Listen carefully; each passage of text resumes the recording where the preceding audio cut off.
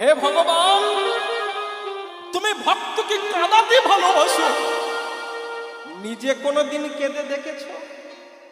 ভগবান, তোমার কাছে সব কিছু আছে, কিন্তু তোমার হৃদয়ে ভক্তি নাই। ভগবান বলছে, হে ব্রজগোপীগণ, তাহলে ভক্ত আমাকে ডাকে কেন?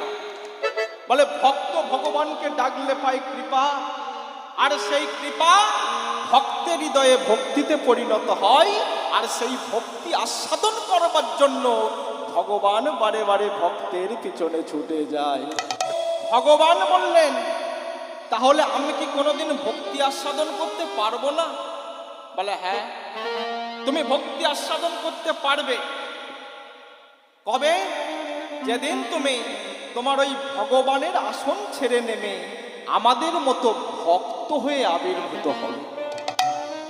ভক্ত না হলে কোনোদিন ভক্তি আস্বাদন করতে পারবে না।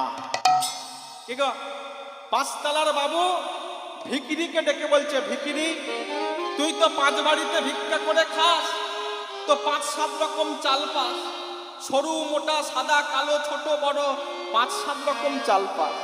আরে ওই 5-7 রকম চাল একসঙ্গে রান্না করে খেতে কেমন লাগে রে? বলে, বাবু, ভিক্ষে করা চালের অন্ন যে খেতে কেমন লাগে তা যদি আস্বাদন করতে চান, তাহলে ওই 5 তলা থেকে নেমে আগে আমার মতো ভিখিরি হয়ে যান। ভিখিরি না হলে ভিক্ষে করা চালের আস্বাদন আপনি করতে পারবেন না।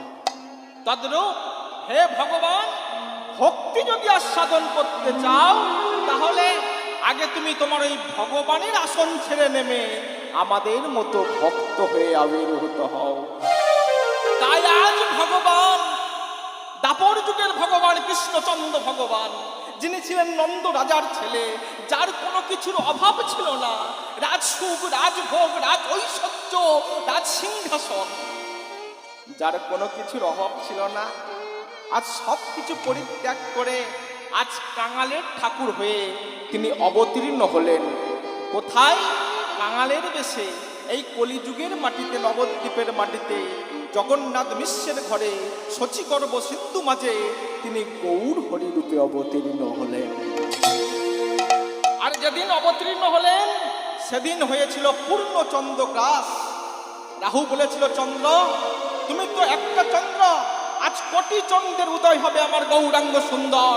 তাই এই কোটি চন্দ্র উদয়কালে তুমি যদি গগনে থাকো, তাহলে তোমার জ্যোতি ম্লান হয়ে যাবে, তাই তোমাকে